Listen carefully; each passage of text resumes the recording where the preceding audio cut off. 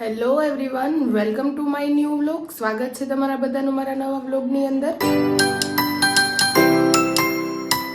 તો પછી કેમ છો તમે બધા? આઈ હોપ કે તમે બધા મજામાં હશો. You all are good and fine. And yeah, હું પણ મજામાં છું. અને અત્યારે વાગી ગયા છે મોર્નિંગના 10:30 અને હું જસ્ટ હમણાં જ ઉઠી છું, કારણ કે અત્યારે વીકેન્ડ છે તો મારે રજા હોય છે, એટલા માટે હું રેસ્ટ કરતી હોઉં છું.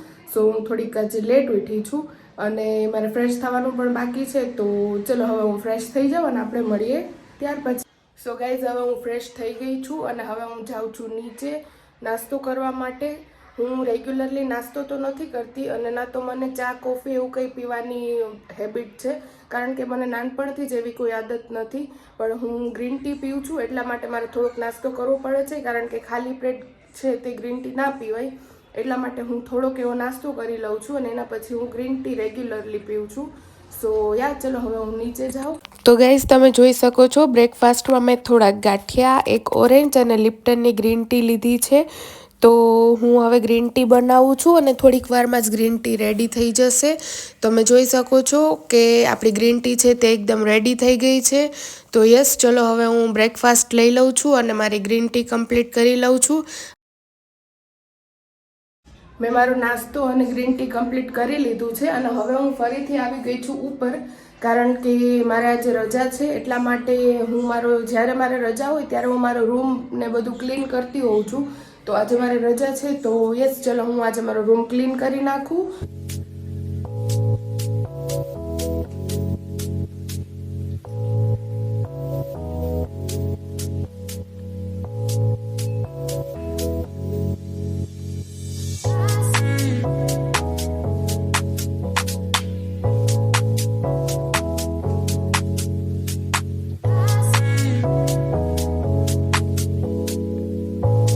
So guys, my work is done. મારું કામ બધું થઈ ગયું છે. તો હવે હું નીચે જાઉં છું, જોઈએ મમ્મી શું કરે છે અને મેન તો અત્યારે શું બનાવે છે જમવાનું. જો ગાઈઝ, આ બધા ફોટોઝ, આ મારા ઘરનો સૌથી બિગ ફોટો છે, અમારા ત્રણેય ભાઈ બહેનનો. શું લખ્યું છે? Life is beautiful. બટ જેમ મોટા થાય એમ ખબર પડે કે લાઈફ છે એ સિરિયસલી એટલી બધી બ્યુટીફુલ નથી હોતી. Life is very terrible and dangerous. And આ છે અમારો આખો ફેમિલી પિક અને આ મારા નાના સાથેનો અમારો ફોટો છે, જે મારો ફેવરેટ પિક્ચર છે. એકદમ મસ્ત ફોટો છે. તો ગાઈઝ, આજે મારે રજા છે તો મેં મમ્મીને કીધું કે મારે આજે કંઈક ન્યૂ ખાવું છે. તો મારા મમ્મી મારા માટે આજ કંઈક નવું બનાવે છે. રેગ્યુલરલી તો હું લંચ કરતી નથી, હું બપોરે નથી જમતી, પણ જ્યારે મારે રજા હોય ત્યારે હું બ્રેકફાસ્ટ, લંચ અને ડિનર ત્રણેય વસ્તુ કરું છું. નહીંતર હું ઓનલી મોર્નિંગમાં કંઈક પીને જાઉં છું, જેમ કે જ્યુસ છે કે ગ્રીન ટી છે એવું, અને રાતના જમું છું. બપોરે હું નથી જમતી. પણ આજે મારે રજા છે એટલે આજે મારા મમ્મી મારા માટે કંઈક નવી ડિશ બનાવે. તો મમ્મી શું બનાવે તું આજે? હું આજે બનાવું છું કટલેટ. વાવ, મમ્મી મારા માટે કટલેટ બનાવે છે. તો હવે આપણે જોઈએ કે કેવી બને, પછી હું તમને બતાવીશ.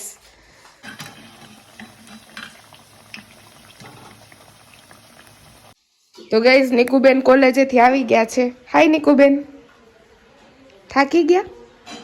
કઈ વાંધો નહીં હો, જમીને આરામ કરજો. જો આ ફ્લાવર કેટલા બ્યુટીફુલ છે, એકદમ મસ્ત ફ્લાવર છે. આનો પ્લાન્ટ છે એ મારા ઘરે જ છે. મારા મમ્મીને પ્લાન્ટિંગ કરવાનો બહુ શોખ છે, એટલે ઘરે આવા ડિફરન્ટ ફ્લાવર્સના પ્લાન્ટ્સ છે એ વાવતા હોય છે. બહુ મસ્ત લાગે છે અને એકદમ પોઝિટિવ વાઇબ્સ આપે છે. ગાઈઝ, આને એનું એક પણ કામ હાથે નથી કરવું, બધુંય કામ બીજાને જ ચીંધી દેવું છે. પણ મારા જેવા હોય ને જેને ચીંધે તો એનું એક કંઈ કામ ન કરી દે, એને હાથે જ કરવું પડે. તો ગાઈઝ, હવે મારે અને મારી સિસ્ટરને જવાનું છે ગામમાં, કારણ કે અમારે થોડુંક કામ છે, મતલબ કે વસ્તુ લેવાની છે એટલા માટે જવાનું છે. અને ત્યાંથી આવીને મારે જવાનું છે મારા મમ્મી સાથે બહાર ગામ, કારણ કે અમારે બહાર જવાનું છે એટલા માટે. સો ચલો હવે હું રેડી થઈ જાઉં. સો ગાઈઝ, હવે હું થઈ ગઈ છું રેડી બજારમાં જવા માટે, તમે જોઈ શકો છો. અને મેં ફેસ ઉપર મેકઅપ બિલકુલ નથી કર્યો, કારણ કે મને ફેસ ઉપર ઘણા બધા પિમ્પલ છે, એટલે મેકઅપ મને સૂટ નથી કરતો. મેં જસ્ટ ઓનલી લિપ ગ્લોઝ કરી છે. અને યસ, મેં મારું ફેવરેટ વન પીસ પહેરી લીધું છે, ડ્રેસ જે મેં ઝુડિયોમાંથી લીધેલું છે. અને હવે હું રેડી થઈ ગઈ છું. તો યસ, ચલો હવે આપણે જઈએ. તો ગાઈઝ, અમારે જ્યાં જવાનું હતું ત્યાં અમે આવી ગયા છીએ. તમે જોઈ શકો છો અમે ક્યાં આવ્યા છીએ. એક વસ્તુ લેવાની હતી એટલા માટે અમે અહીંયા આવ્યા છીએ. તો ચાલો હવે આપણે જઈએ અંદર.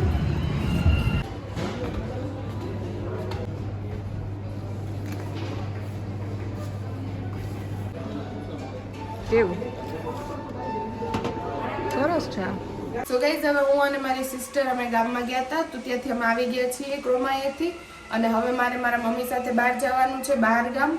એટલા માટે ચલો હવે હું ફરીથી રેડી થઈ જાઉં કારણ કે અમારે અહીંથી થોડુંક દૂર જવાનું છે, બહાર ગામમાં જવાનું છે.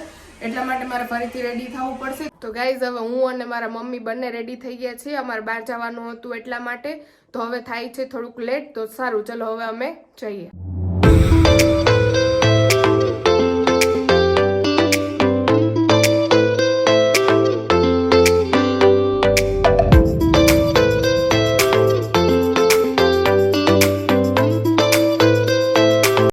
તો ગાઈઝ અમે આવી ગયા છીએ ગામડે અને અહીંયા તમે જોઈ શકો છો કે કેવો મસ્ત આંબો છે અને આંબા ઉપર કેવી મસ્ત નાની નાની કેરીઓ આવી ગઈ છે. હવે કેરીની સિઝન નજીક છે અને વાતાવરણ પણ કેટલું મસ્ત છે. રેડ ફ્લાવર કેટલું મસ્ત લાગે છે અને આખું વાતાવરણ છે એકદમ નેચરલ જોવા મળે છે ગામડામાં. તો ગાઈઝ આ છે જુનાગઢનો નાઇટ વ્યૂ. તમે જોઈ શકો છો કે રાત્રે જુનાગઢ છે તે કેટલું બ્યુટીફુલ લાગે છે. સો ફાઇનલી ગાઈઝ અમે ઘરે હવે મતલબ જુનાગઢ આવી ગયા છીએ ગામડેથી અને હવે અમે જઈએ છીએ ઘર તરફ. તો ઘર તરફ જઈએ અને હવે આપણે મળીએ સીધા ઘરે.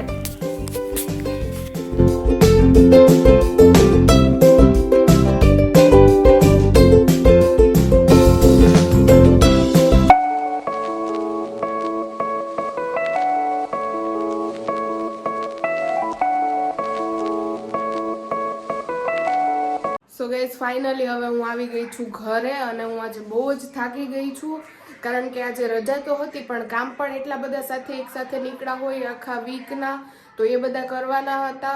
ઘરના કામ હોય, બહારના કામ હોય, પ્લસ બહાર એક વસ્તુ લેવા જવાની હતી એટલા માટે હું અને મારી સિસ્ટર બે બજારમાં ગયા હતા અને આવીને મારે મારા મમ્મી સાથે બહાર ગામ જવાનું હતું પ્લસ ડ્રાઇવિંગ કરી. એના માટે આજે હું બહુ જ એટલા માટે આજ અતિશય થાકી ગઈ છું. એન્ડ જસ્ટ બસ હમણાં 5-10 મિનિટ થઈ ઘરે આવ્યા એને ઘરે આવી ગઈ છું. તો યસ ચલો હવે હું ફ્રેશ થઈ જાઉં અને આપણે મળીએ ત્યાર પછી. સો ફ્રેન્ડ્સ હું મારા વ્લોગનો અહીંયા એન્ડ કરું છું અને તમે મને ખાસ કમેન્ટ કરીને જણાવજો કે તમને મારો વ્લોગ કેવો લાગ્યો અને મારી ચેનલને લાઇક, શેર અને સબસ્ક્રાઈબ કરવાનું ભૂલતા નહીં. જો તમે મારી ચેનલ પર નવા છો તો પ્લીઝ મારી ચેનલને સબસ્ક્રાઈબ કરજો અને તમે મને તમારું સજેશન પણ આપી શકો છો કે હું નેક્સ્ટ વિડીયો છે તે કેના ઉપર બનાવું કારણ કે હું ડેઈલી વ્લોગ્સ અપલોડ નથી કરતી. હું કોઈ પણ કન્ટેન્ટ લઈને આવું છું અને વિડીયોઝ અપલોડ કરું છું. તો પ્લીઝ મને કમેન્ટ બોક્સમાં જણાવજો કે હું નેક્સ્ટ મારો વિડીયો છે કયા ટોપિક પર લઈ આવું. Thank you so much for your support અને આવી જ રીતે આગળ પણ મને સપોર્ટ કરતા રહેજો અને મારી ચેનલને સબસ્ક્રાઈબ કરજો. Take care all of you. Have a nice day.